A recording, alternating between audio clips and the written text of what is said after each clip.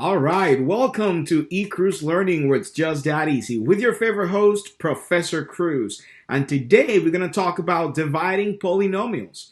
So there's three different ways that we could divide polynomials. We can factor. Hopefully you've learned that in high school or in the previous class that you took, developmental math. There's also synthetic division, and synthetic division right here is actually very convenient, but it only works for polynomials that are linear, that can be factored into a linear term. So it doesn't always work, but it works sometimes. The one that always works is the long division, and that's the one that we're going to focus on in this lesson. Factoring works if there is no remainder. If the remainder is zero, factoring is actually a really easy way of solving a problem. So if you know how to factor, that's a plus. So example one, let me give you example one real quick. So example one, it's factorable, and I'm going to solve it real quick factoring, and then I'm going to solve it by the long division, which is the what we're learning today. All right, so if we do this by factoring, the top is a quadratic polynomial in the numerator, so I'm going to open two parentheses. That will factor into two binomials. The last sign is negative, so it's telling us no, we can't. One sign it's positive and the other one sign is going to be negative automatically. My first term is x squared, so I have to split that as x and x, okay? And then I need to find factors of 5 that when I combine them give me the middle term, positive 4. Well, the only factors of 5 are 1 times 5. Those are the only two numbers I can multiply. And then in order for me to get positive 4, then the biggest number needs to be positive. So this is going to be a 5 right here and the 1 right here. And that's how you factor the numerator. Okay, I rewrite this over the denominator and I get x minus 1. And because I'm multiplying on the top, I can cancel the factor x minus 1 with x minus 1 at the bottom, which will simplify my answer to x plus 5. So if I was factoring, that will be the way that I will factor this. I will divide this polynomial because it's quicker. Now, you learned how to do long division long time ago. Hopefully you learned how to do it. So we're going to do the same thing. The process, the idea is the same, but now we have variables, right? So the first step is to rewrite polynomials in descending order, and the second step is to use 0 for missing terms. So I'm going to rewrite this in that little house that we used to the division symbol, okay, that we used a long time ago. And then the divisor goes outside, right? Because that's the number that we're dividing by. So I'm gonna write down x minus 1 outside, and then inside I'm gonna write my dividend, which is the numerator in this case, x squared plus 4x minus 5. As you notice, okay, I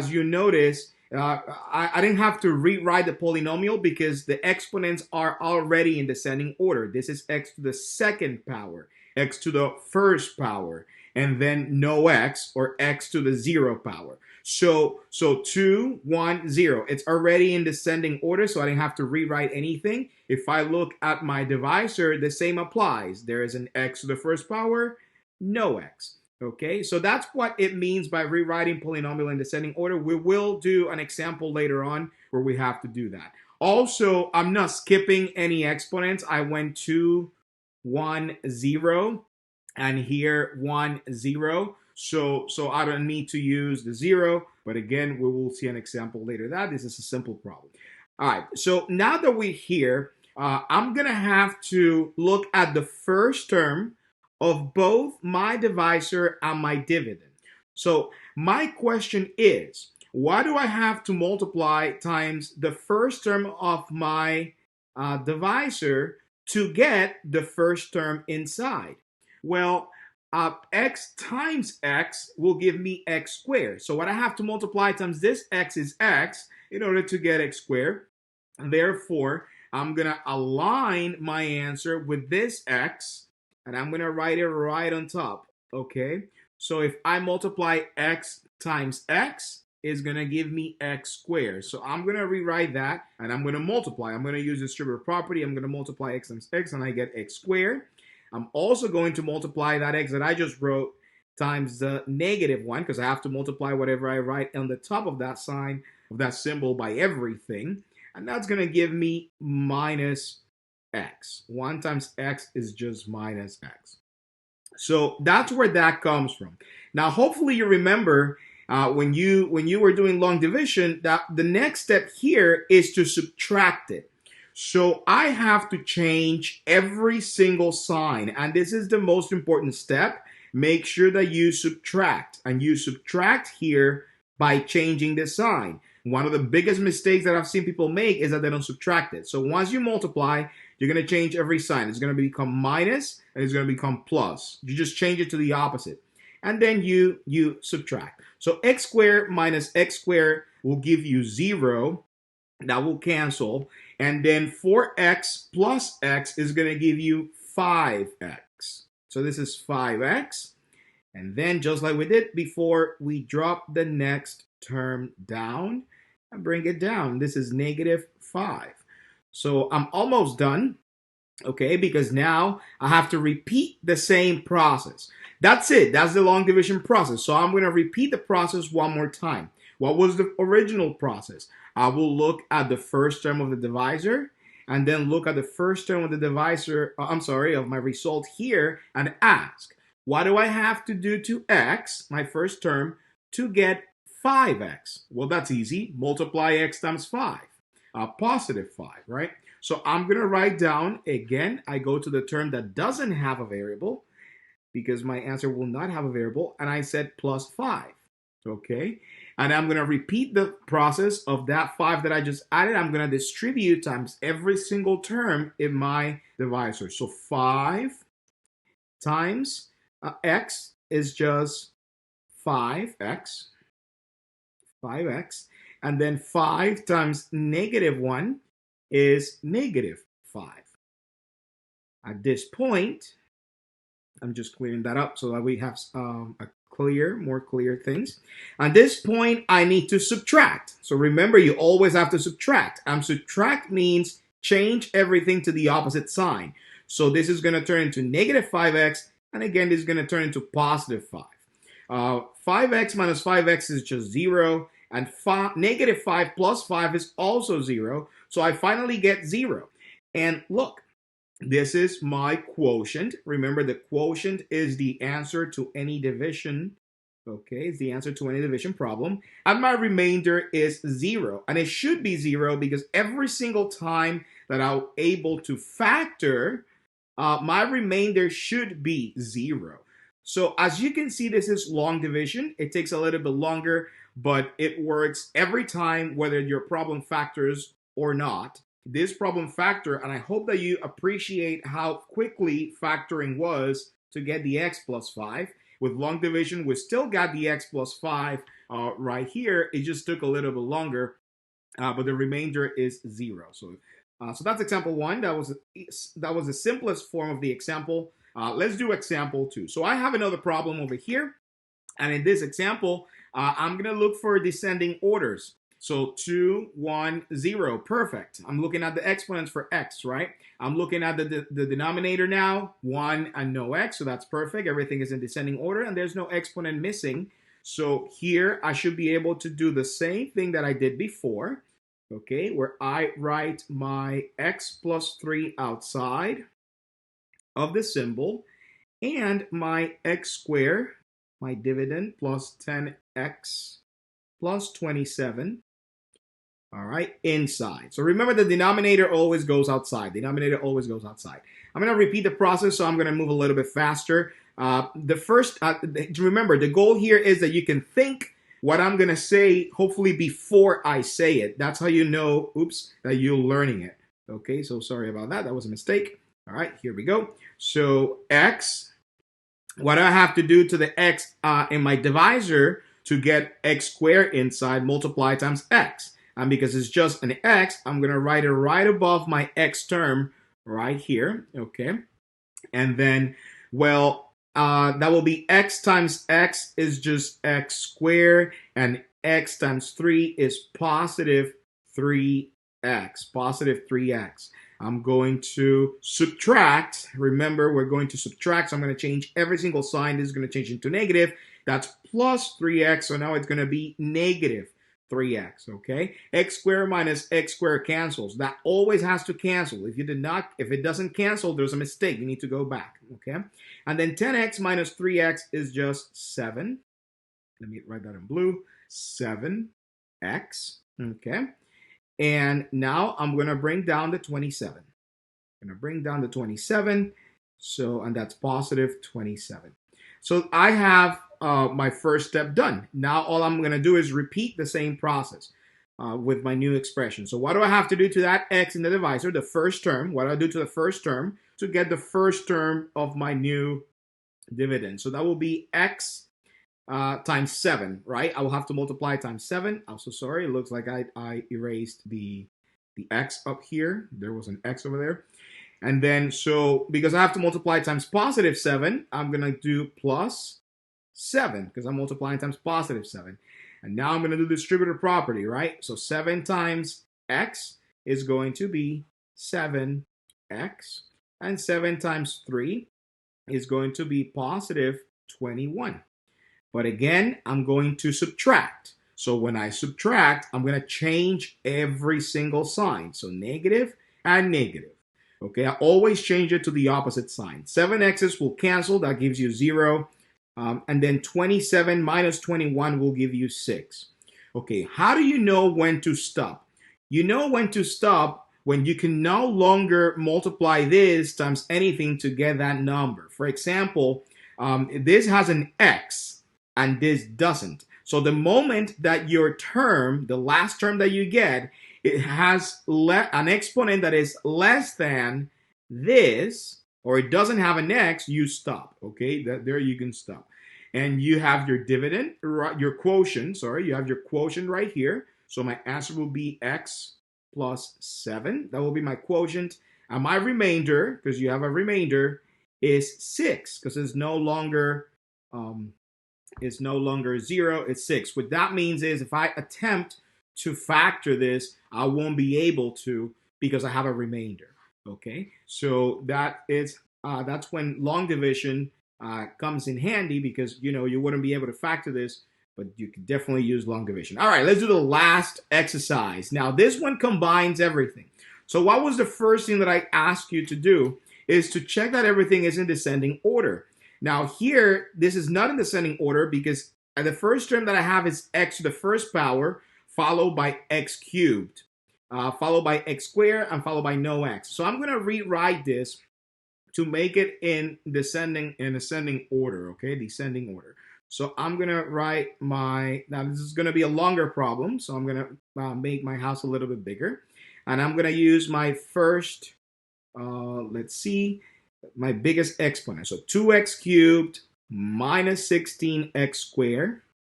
Everything keeps the sign in front of them. You do not change the sign of the term. The term stays the same. Now this is written in descending order because you see the 3 as the exponent, the 2, the 1. Remember, if you don't see the exponent, there's always a 1. And there's no exponent because there's no variable. The exponent will be 0. Okay, so that's descending. Now let's look at the denominator. Is the denominator descending? Yes, it is descending. However, I want you to notice that this jumps from x squared straight to plus 5. There is no x term, and that is not good. So if I go to my first page, I said to use zeros for missing terms. So I actually have to write down the term so that my long division works good. Okay, so what am I going to do? Outside, I'm going to write down 2x squared plus 0x plus 5. This is true for any polynomial in the numerator or in the denominator. If at any time when you write them in descending order, there's a term missing, make sure that you use 0 for missing terms. This is very, very, very important. Okay, for missing terms. All right, so here we go. Let's do this.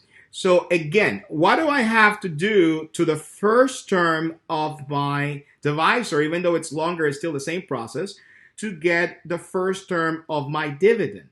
Well, I will have to multiply that times x. I hope that you can see that. I will have to multiply that times x to get x cubed.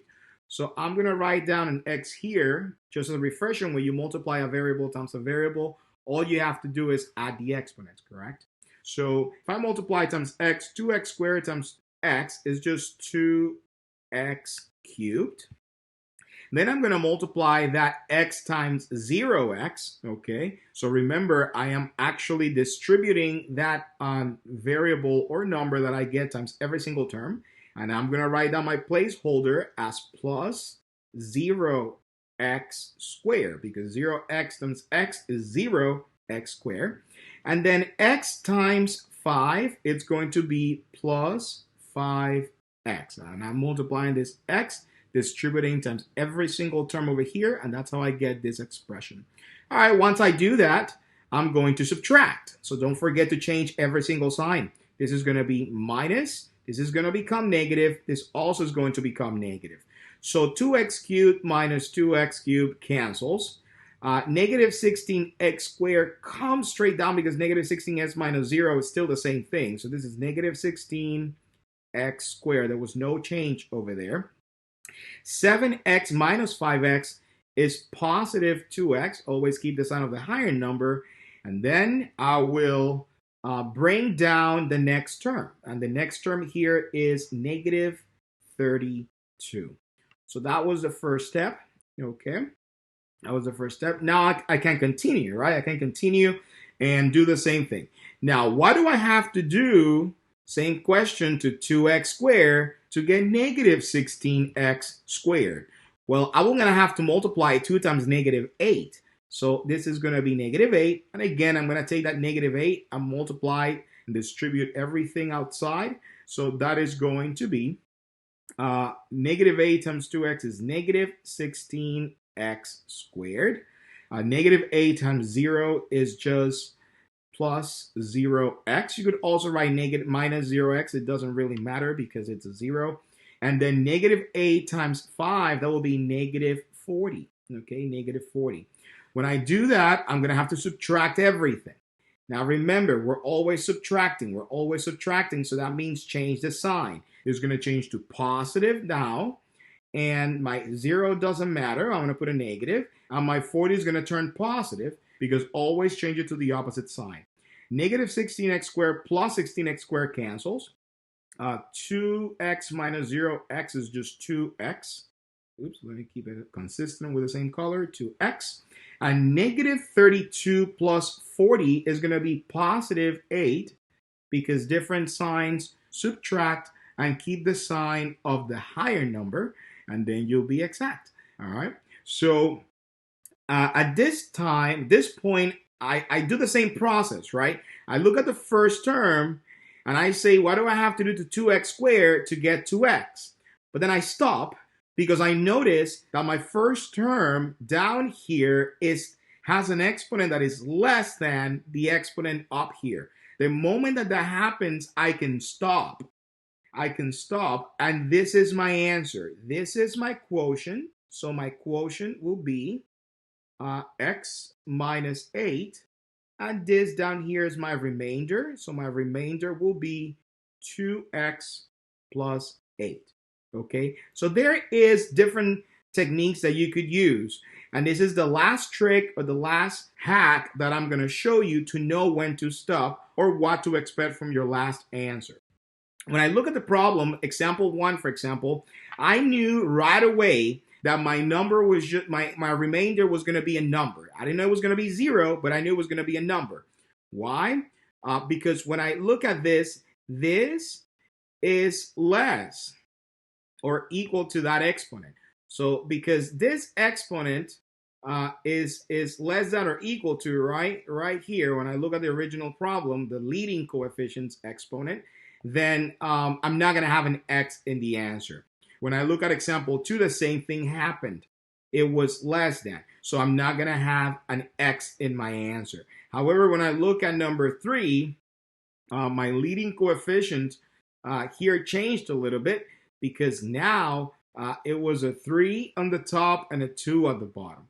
Okay, so that's the exponent. Let me know, I might have an x in my answer at the end. So that's just something to reference. But remember, the right way to do this is just look at the answer. The moment that you have an exponent that is less than the exponent in your divisor, you can stop and that will be your answer. That's how you use long division.